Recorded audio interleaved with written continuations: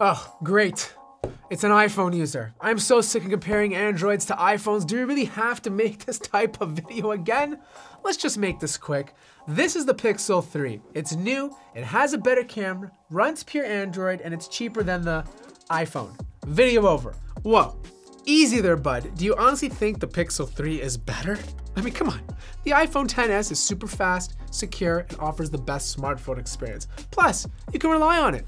Google has the Pixel today, but tomorrow they might say it was a beta project and completely scrap it. Listen, Fruit Loop, let's let the viewer decide. The Pixel 3 is new and refined. It may look a lot like the Pixel 2, but it now sports a full glass body, wireless charging, water resistance, and a bezel-less display to allow for a bigger screen. Now, it still has a fingerprint sensor to quickly log you in, and a really cool squeeze function that summons Google Assistant. Plus, you can get it in 3 cool colors like this one. Not pink. Not pink, more like not bezel-less. I mean, the iPhone gets a lot of slack for having a notch, but at least it has a Face ID that's secure enough to be trusted by banks. But that is just hideous. I mean, that notch is so big, you could probably place a billboard and sell advertising. Seriously, that's a notch first, smartphone second. Regardless, the iPhone XS has all the stuff you mentioned, but the glass doesn't scratch nearly as easily, and the stainless steel body adds a bit of heft, allowing a more solid feel in your hands. Solid feeling? Bro, your wallet probably doesn't feel too solid after paying so much money for that smartphone. Look, at least my beautiful 5.5-inch OLED display lets me check my funds to see how much money I saved from not buying an iPhone. In fact, the Pixel's displays has been rated to be the best on the market. Now, what I want to know is how the Pixel 3 only has a 5.5-inch display, but the iPhone tops out at 5.8 inches with the same form factor. This display is OLED too, and I guarantee it's just as good as the display on the Pixel 3. I mean, look at that chin. It's so big that it makes the phone look like it's melting. Okay. This chin is there to house the second front-facing camera speaker, moron, which makes a lot more sense than sticking it on the bottom and blocking it with your hand in landscape mode. At least they include a dongle in the box to connect your headphones. Trust me, when it comes to external audio, the Pixel is the way to go. Look, I'd rather have more display and less bezel while still maintaining 2 speakers. You know what? Let's let the audience have a listen instead.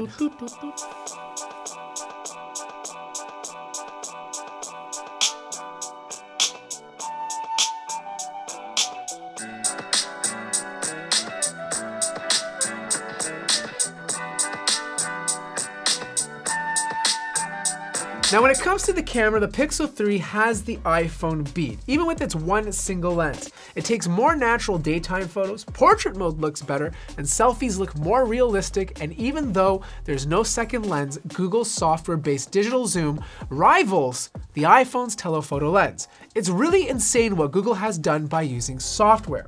The Pixel 2 was the best camera for most of the year, and I think the Pixel 3 will be the best for the rest of 2018 and probably for most of 2019. Portrait mode is not better on the Pixel 3. I mean, look at portrait mode on the front-facing camera with the iPhone. It looks amazing. The iPhone creates these beautiful warm pictures that are ready to post on Instagram. Low light is fantastic, and 4K video recording is the best on a smartphone has to offer. I bet you the viewers are going to pick the iPhone for the better camera. After they're done picking the Pixel 3 for the better camera, they're gonna pick it for the better software too. It's running Android 9.0, the purest iteration of Android that can be found. The interface is clean, modern, and has many navigational gestures. Google Assistant is so smart, it makes Siri look like the village idiot. Please. The only idiot is the person who buys a Pixel. iOS 12 has plenty going for it. This year, Apple focused on stabilizing the operating system rather than adding too many unnecessary features. In fact, older phones from 5 years ago are running smoother than ever. Something Android devices can never dream to achieve. Well, how about Tim Cook dreams to achieve putting the proper stuff that comes in the box? Seriously, this is a quick charging brick that comes with the device to charge your phone faster. I'm sure you've never seen one of these before since you like getting ripped off. Either way, I can charge my phone almost to twice the speed that you can charge yours. It's never really needed since the Pixel 3 has no problem getting through the entire day. That fast charging brick is huge and it's a monstrosity. It may be slower, but it fits easier in my bag. Minimalism at its best. Plus, if I wanted to speed things up, I could just buy a fast charger or use the plug from an iPad. The iPhone also has no problem making it through the entire day as well. Here's the bottom line. If you want the best of Google Instant Updates on Android and the best camera on the market, you should definitely go for the Pixel 3. The best part about it, it's cheaper than the iPhone XS. Yeah, cheaper than the iPhone XS, but more expensive than the iPhone XR. Don't even get me started with that. You should definitely get the iPhone. The app ecosystem is unmatched, the hardware is the best of its kind, and Apple consistently updates older devices, ensuring your phone lasts for a very long time. Don't waste your time on a Pixel. Get an iPhone instead. Get ripped off instead. That's what you really wanted to say. Buy an iPhone, get ripped off, don't get a fast charger. Yeah. Ridiculous. Okay, who does that to themselves? Save your money next year. Get a real phone. Nokia 3310. Kind of like you, who needs a real one. You got 4 gigabytes of RAM. That's terrible for an Android device. Let's see how much lag you have in 2 months.